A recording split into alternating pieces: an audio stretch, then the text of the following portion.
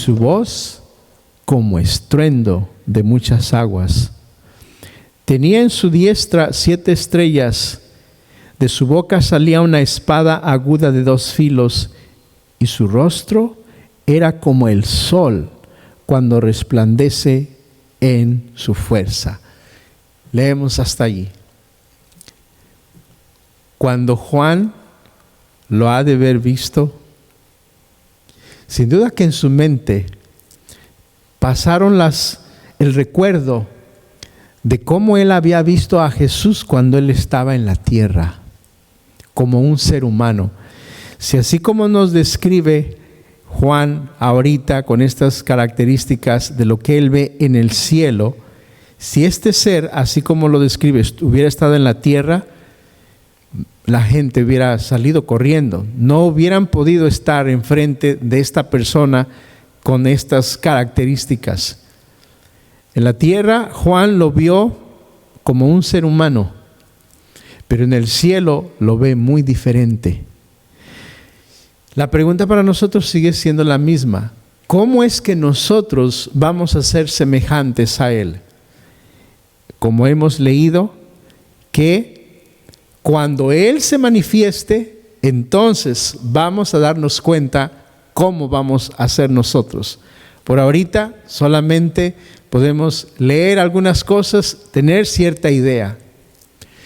Pero hermano, hermana, cuando estemos en el cielo, va a ser algo que no hay palabras para describirlo. Que por ahora vemos de lejos como en un espejo, pero entonces vamos a ver tal como el Señor nos había prometido que seríamos, aunque no con una grande descripción. De lo que vemos hoy día no habrá más recuerdo. Todas las dificultades, los problemas que pasamos, y que a veces hay trabajo y a veces no, pero siempre hay pagos que hacer, que a veces hay una enfermedad, otra enfermedad. Esta mañana, después del segundo servicio, saliendo a la Main y la San Andro, hubo un gran accidente. 3, 4 carros estaban allí en medio y los policías y bomberos estaban recogiendo de fuera del carro cosas que se habían derramado por todos lados. Todas esas cosas que hoy vemos, que son parte de la vida, que nos tienen preocupados, que nos levantamos a las 2, 3 de la mañana y recordamos algunas preocupaciones, algunas cosas que no hemos arreglado, que no hemos podido arreglar, y como algunas veces en una manera coloquial decimos, y estamos como una salchicha, ¿no? Vuelta para acá, vuelta para allá, o como una bisagra de puerta, para la izquierda, para la derecha, pensando. A veces se nos va el sueño. Todo eso quedará en el olvido, porque esperamos cosas mejores que han de venir. Luego entonces, vea usted en el versículo 3, y todo aquel que tiene esta esperanza en Él, se purifica a sí mismo, así como Él es puro. ¿Qué nos ayuda entonces a leer lo que hemos leído y pudiéramos haber leído muchas otras cosas en referente a cómo es el Señor Jesús y cómo es que nosotros podíamos o vamos a hacer cuando estemos en el cielo? ¿Qué nos ayuda a esto? Nos ayuda esta esperanza. Es la esperanza que tenemos. Cuando no hay esa esperanza, hay temor, hay miedo, porque no hay esa esperanza, hay miedo y temor. ¿Qué va a suceder después de esta vida? Después de la muerte. ¿A dónde vamos a ir? ¿Qué va a hacer de nosotros? ¿Qué hay después de la muerte? Claro que no todos nos damos por voluntarios para irnos a la otra vida. Yo ya me quiero ir. Pero por lo menos tenemos una esperanza que muchas personas no tienen. En muchos cementerios, lamentablemente, están construidos como si la persona todavía vive allí. Los familiares van, se sientan allí, ponen una mesa, juegan naipes, juegan dominó y quieren sentirse cerca de la persona que ya se fue y mantener la idea de que esa persona está allí. Pero la palabra de Dios dice que ausente en el cuerpo, presente con el Señor, si es que tuvimos esa esperanza en Dios.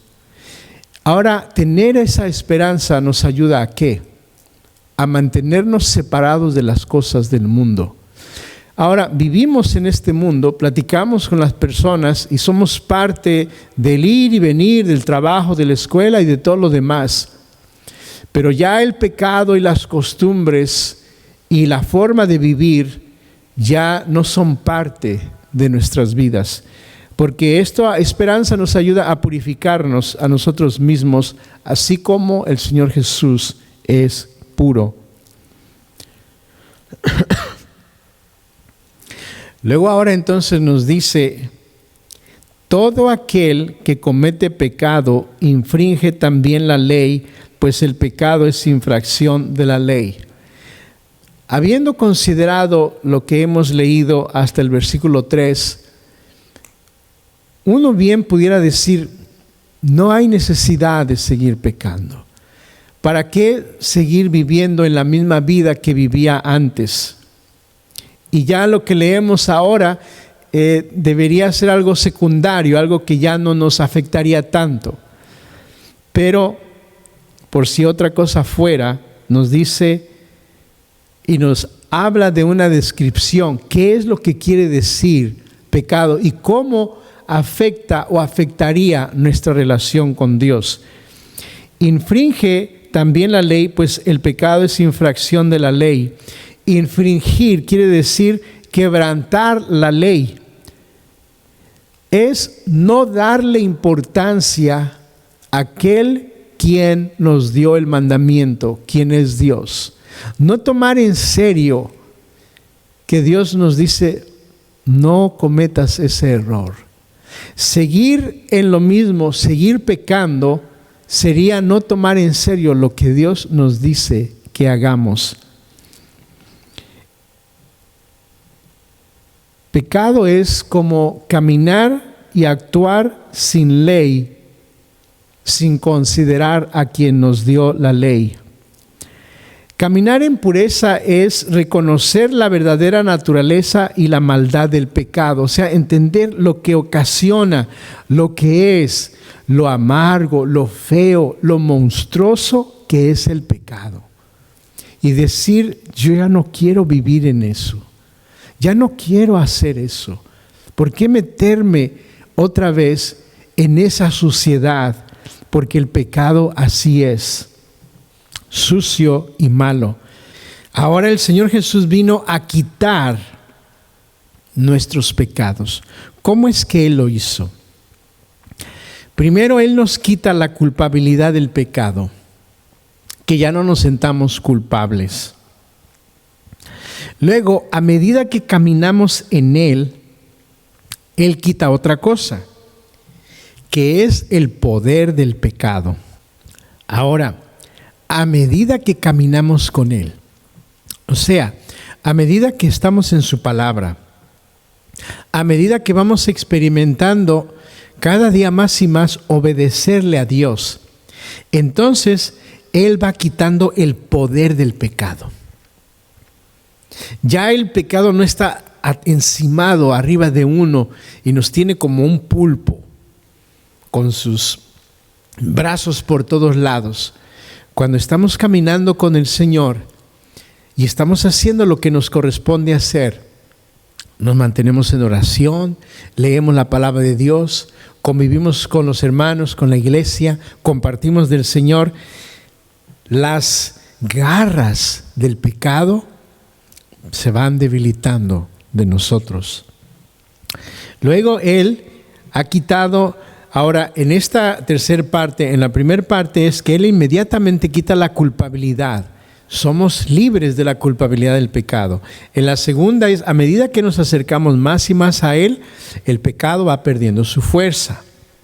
En la tercera, Él va a quitar totalmente la presencia del pecado en nosotros. ¿Cuándo? Cuando nos vayamos con el Señor. Ya el pecado no va a tener fuerza ni existencia en nuestras vidas. ¿Por qué, hermano, entonces ahora batallamos? Sería la pregunta. Porque estamos en este cuerpo. Este cuerpo quiere continuamente pecar y hacer lo que no está bien. Bueno, Pablo decía, aquello que no quiero hacer es lo que hago. Si Pablo lo decía, que escribió 13 cartas del Nuevo Testamento, pues imagínense nosotros. Aquello que no queremos hacer es lo que hacemos. Entonces, cuando el Señor Jesús nos lleve, el pecado ya no tendrá más presencia en nosotros, porque ya no estaremos con este cuerpo encima de nosotros, porque Él nos va a dar un cuerpo nuevo. Ahora bien, el versículo 6. Todo aquel que permanece en Él no peca. Todo aquel que peca no le ha visto ni le ha conocido. Cuando la persona tiene un estilo de vida consistentemente viviendo en pecado, también vive consistentemente desobedeciendo al Señor Jesús. Lo diríamos otra vez, cuando la persona tiene un estilo de vida que consistentemente vive en pecado, lunes, sí, martes también, miércoles, ¿por qué no? Y consistentemente está viviendo en pecado, entonces también vive consistentemente haciendo lo contrario, que es desobedeciendo al Señor Jesús. Vean ustedes, si consideramos Romanos 6, 1 al 11. Romanos 6, 1 al 11. Y aquí nos describe en estos versículos cómo es que ahora caminamos en Cristo Jesús y ya no estamos esclavizados al poder del pecado sobre nuestras vidas. Romanos 6, del 1 al 11. ¿Qué pues diremos?, nos pregunta Pablo. ¿Perseveraremos en el pecado? O sea, ¿nos mantendremos consistentemente viviendo en el pecado para que la gracia abunde? O sea, que la gracia de Dios, el perdón de Dios se siga haciendo más grande por nosotros. Y Él nos responde, en ninguna manera, claro que no. Porque los que hemos muerto al pecado, ¿cómo viviremos aún en él? Cuando venimos a Cristo Jesús y Él nos ha perdonado de nuestros pecados, ahí morimos al atrape que tenía el pecado en nosotros, esclavizándonos de continuamente estar practicando el pecado. En el versículo 3, ¿o no sabéis que todos los que hemos sido bautizados en Cristo Jesús, hemos sido bautizados en su muerte? Porque somos sepultados juntamente con Él para muerte, por el bautismo, a fin de que como Cristo resucitó de los muertos por la gloria del Padre, así también nosotros andemos en vida eterna. Y nos habla que cuando fuimos bautizados y salimos de las aguas, fue como dejar nuestra vida vieja y nacer de nuevo. Ahora, en una manera que podemos ver. Pero lo mismo ocurrió cuando recibimos al Señor Jesús. Él dio el pago de nuestras ofensas, de nuestros pecados, y morimos al pecado y nacimos de nuevo. Porque si fuimos plantados juntamente con Él en la semejanza de su muerte, así también lo seremos en la de su resurrección. Sabiendo esto, que nuestro viejo hombre fue crucificado juntamente con Él para que el cuerpo del pecado sea destruido, a fin de que no sirvamos más al pecado, porque el que ha muerto ha sido justificado del pecado, y si morimos con Cristo, creemos que también viviremos con Él, sabiendo que Cristo, habiendo resucitado de los muertos, ya no muere, la muerte no se enseñoreará más de Él, porque en cuanto Él murió al pecado, murió una vez por todas, mas en cuanto vive, vive para Dios. Entonces, una vez que recibimos al Señor Jesús, hemos muerto, ahora vivimos para Dios y ya no tenemos que estar haciendo lo mismo que antes. Ahora nos ayuda a mantenernos en oración, mantenernos en la palabra y pidiéndole a Dios que Él nos llene cada día más y más con su Espíritu Santo. Luego en el versículo 7 nos dice: hijitos, nadie os engañe, el que hace justicia es justo como Él es justo.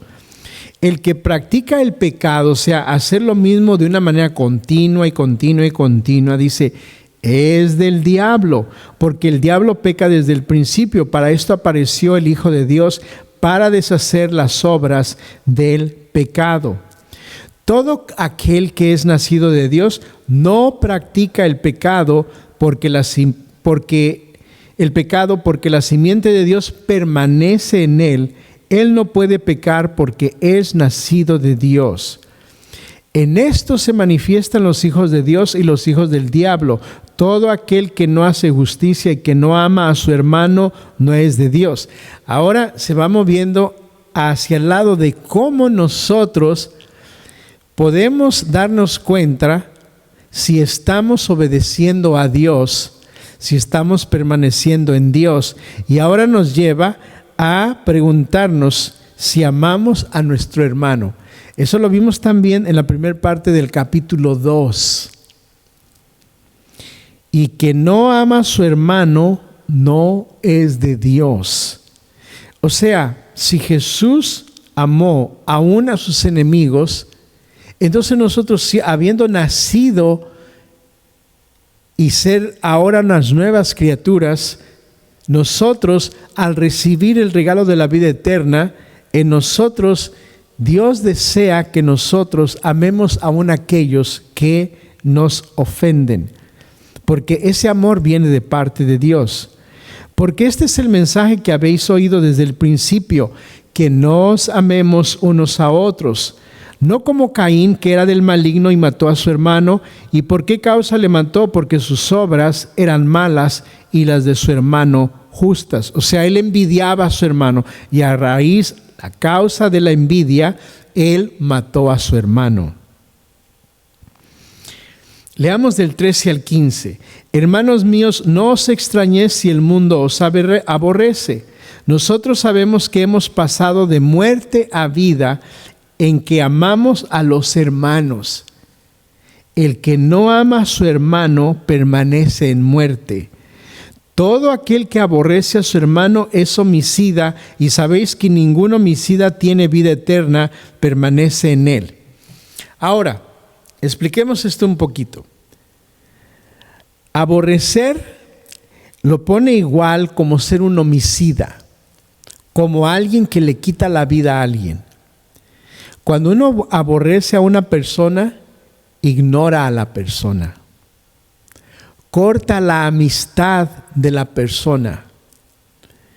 Uno quisiera que esa persona no existiera, no se apareciera, no viniera, no lo viéramos. Porque eso hace aborrecer a la persona. Y la Escritura lo llama algo similar a matar a una persona.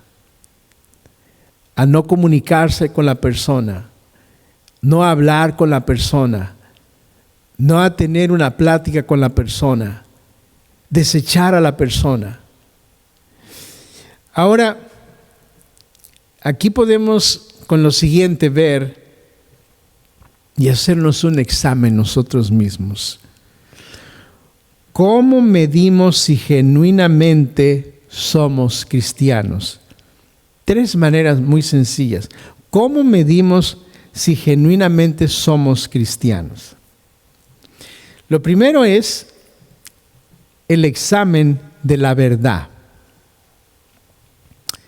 Si nosotros creemos que la Biblia dice la verdad, entonces, ¿qué es lo que se espera que nosotros hagamos con lo que dice la Biblia?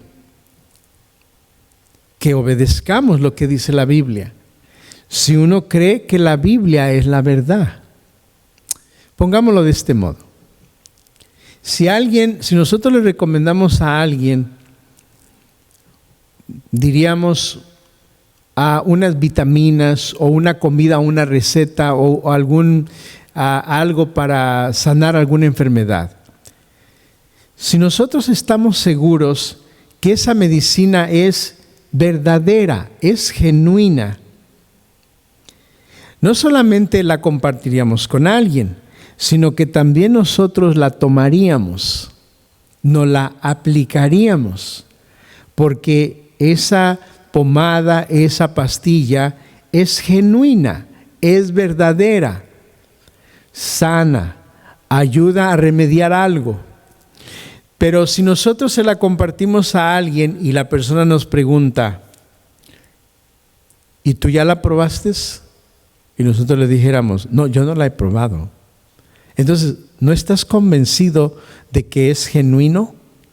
¿Cómo convencemos a la persona de que aquello que le estamos recomendando es genuino cuando nosotros no lo aplicamos?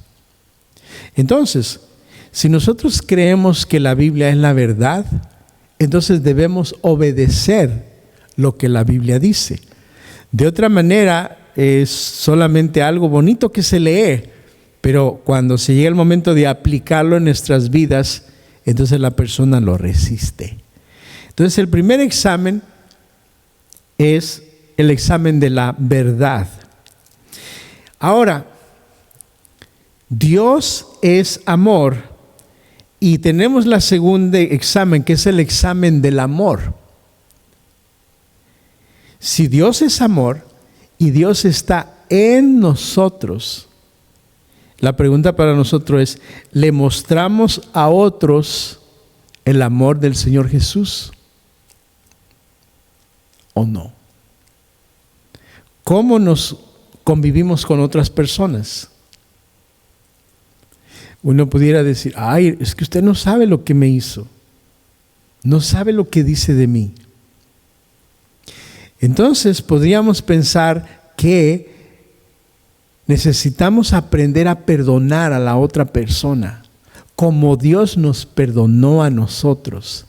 Y así entonces experimentamos el amor de Dios, porque Dios es amor.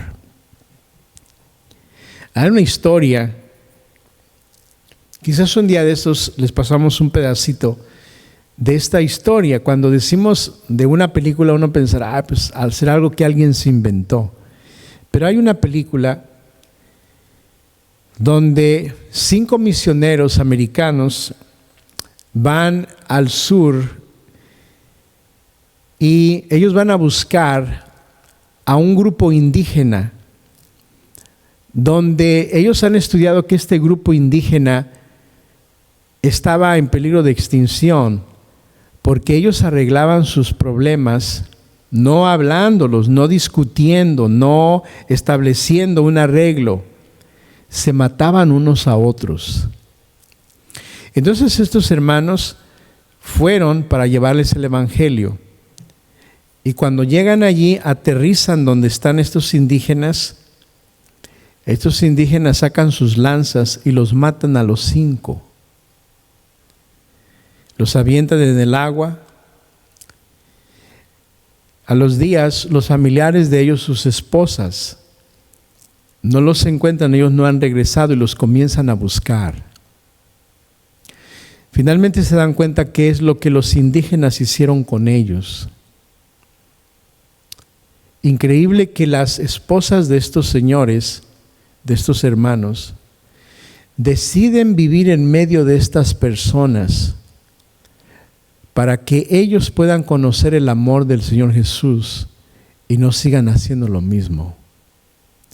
Y ellas se van a vivir allí entre ellos, con sus niños.